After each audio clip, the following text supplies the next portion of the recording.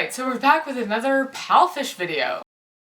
This video will probably be a pretty fun one because we are going to dive into exactly how to pass your PalFish interview, and I'm going to pretty much cover everything that I wish I had heard before I did my own PalFish interview. I've been teaching on PalFish for about 4 months now, and even coming from an in-class environment, I was so nervous for my interview. So yeah, this is going to be a fun one because we're going to talk about kind of what to expect in the PalFish interview. I'm going to show you my classroom. I'm going to tell you kind of what props to prepare. I'm even going to show footage from my PalFish interview that I somehow passed on the first time that I did it. It was really painful to watch it again. And then I'm going to give you some tips on how to pass your PalFish interview and tell you kind of what they're looking for from as much as I can gather. So first of all, to apply to the official kids course on PalFish, you do have to do like a teaching demo. The classes on PalFish are normally 25 minutes long, but you can still pass your trial class if it's at least 15 minutes. There is no real student on the other side of the screen. I mean, the head teachers do watch it after and they're the ones who decide whether you get approved, but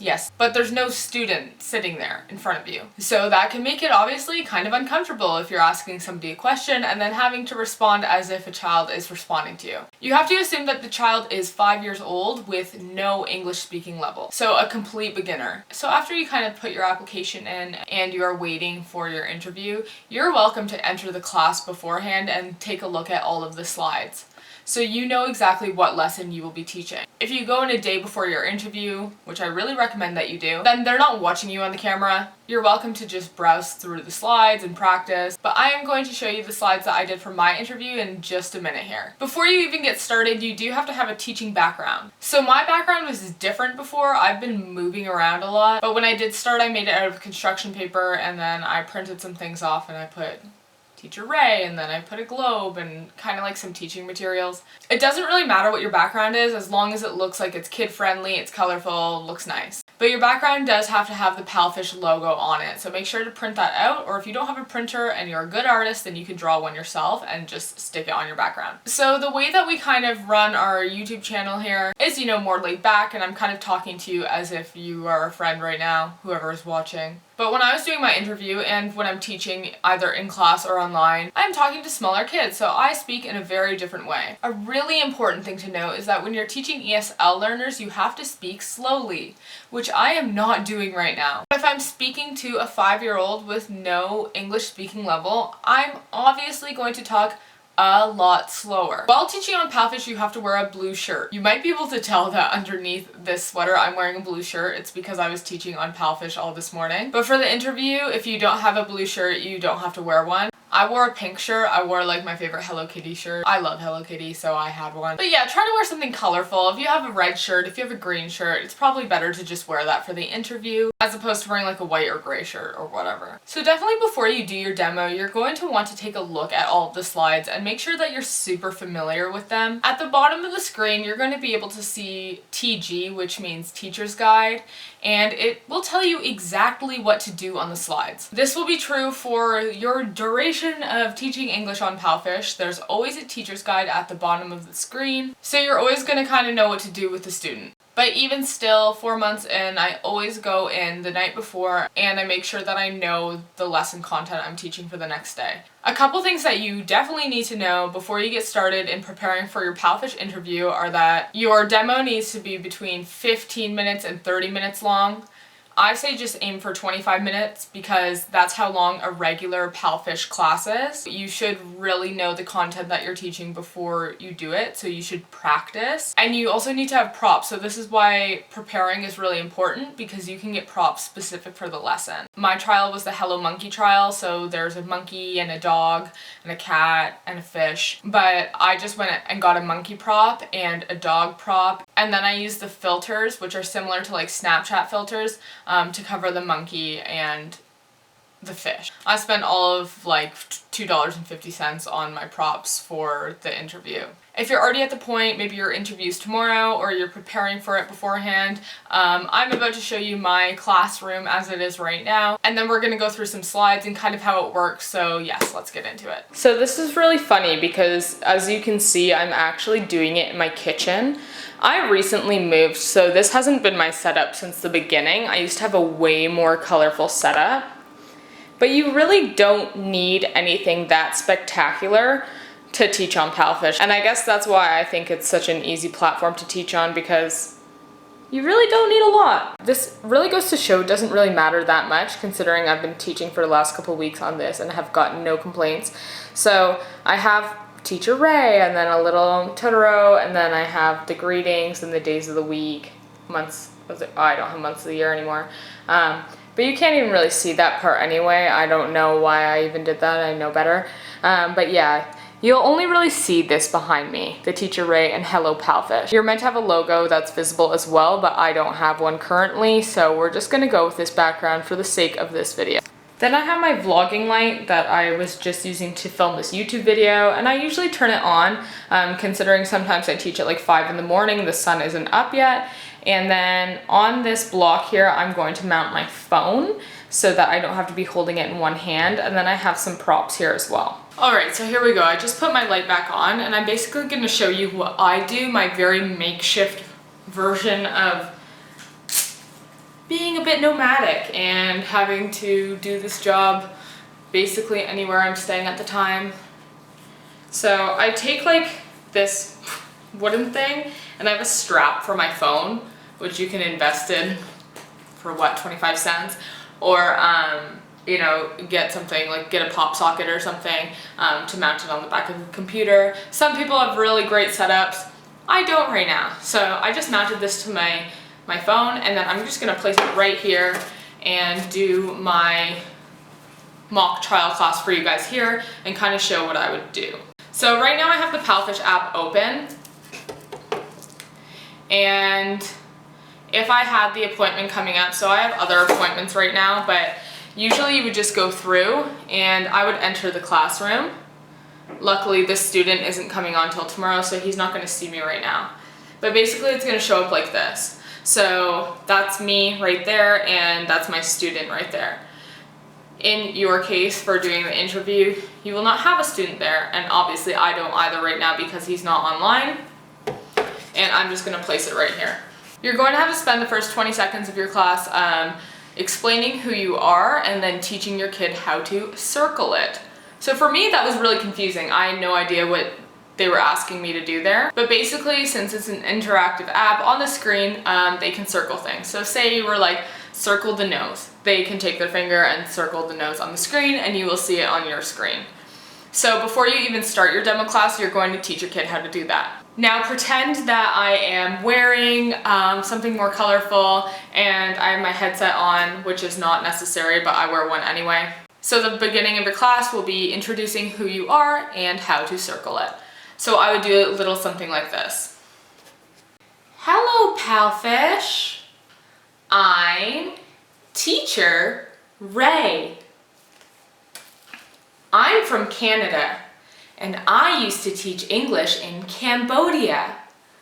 I love teaching to students, so that's why I'm here applying on PalFish. This is my classroom. I have many props that I use to make my classroom fun and exciting. Okay, so now you are not speaking to the adults who are hiring you anymore. You are now in teacher mode, and you will be teaching your class to your 5-year-old. So this is when you describe how to circle. For me personally, I think I did something like this. Hello, student. Today in our class, we will learn how to circle some things in our lesson. Can you show me a circle? Circle. One more time. Take your finger and circle. Wow, so good. Great job. Okay, again, it's very weird for me to film this video, but also doing the interview is weird itself. So that's when you're basically just teaching them how to circle something on the screen.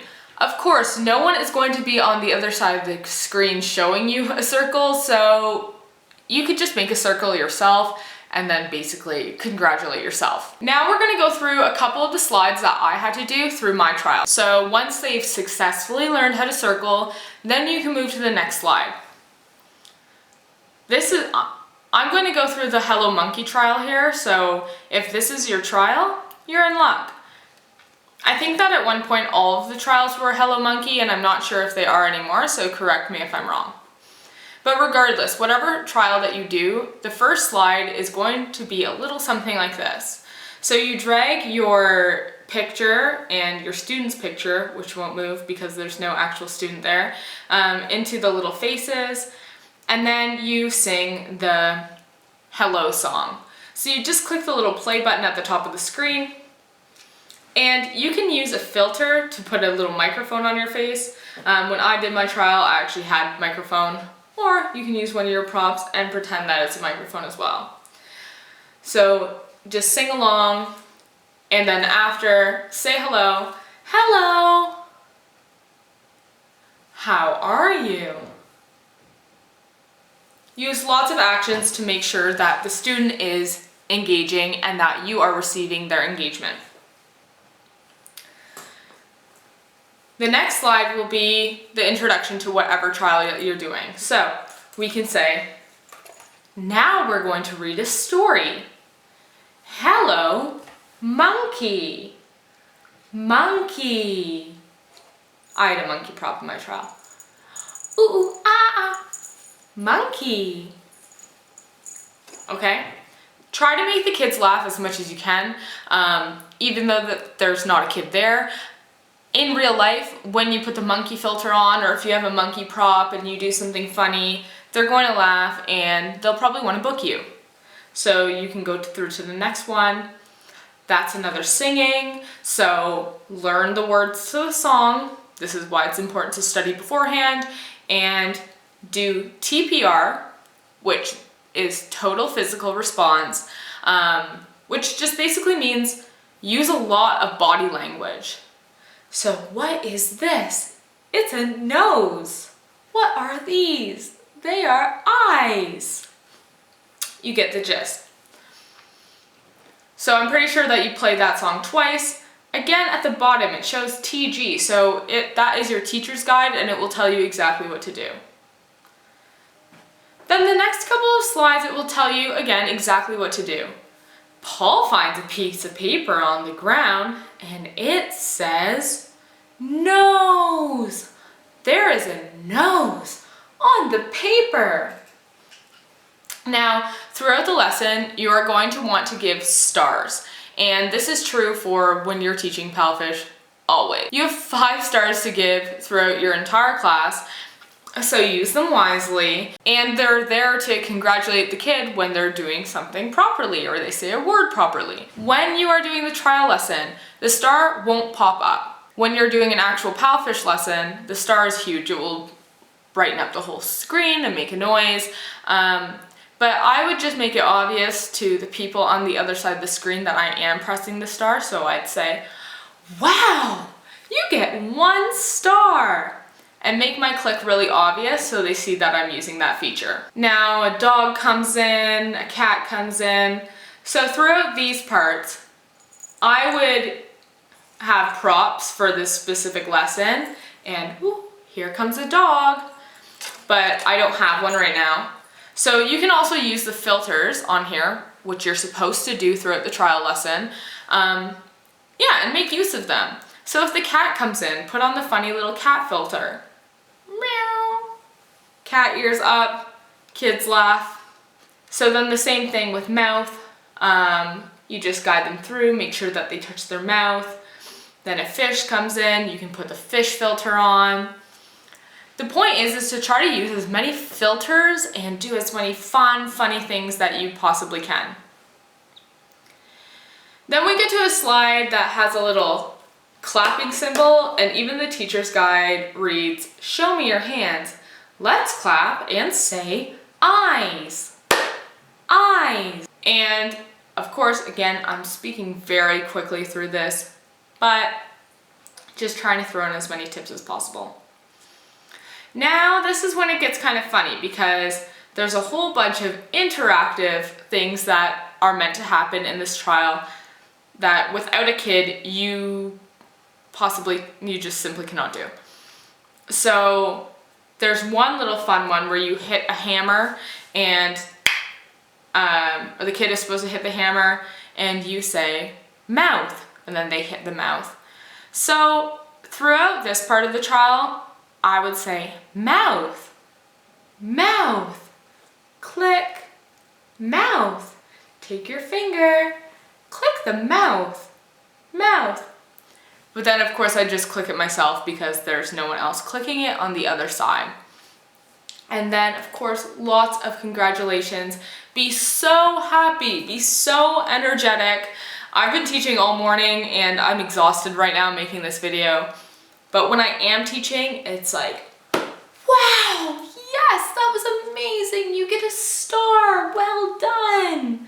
Whatever you think is the best way for you to reward the kids for doing a good job. We have a spinning wheel that of course usually they click. For this, you're supposed to drag your student's video into it, but since they're not there, I just drag my own video into it and click the button myself and set the words. Dog? Can you say dog?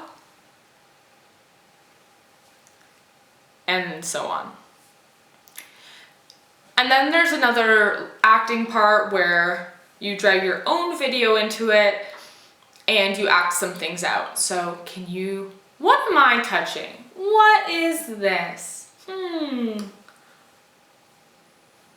Nose, yes, good job. All right, and then there's a fun little monkey drawing part, which the teacher is supposed to do anyway, and then they're supposed to be guessing what it is. Of course, congratulate the kid for getting it right, even though there is no child there.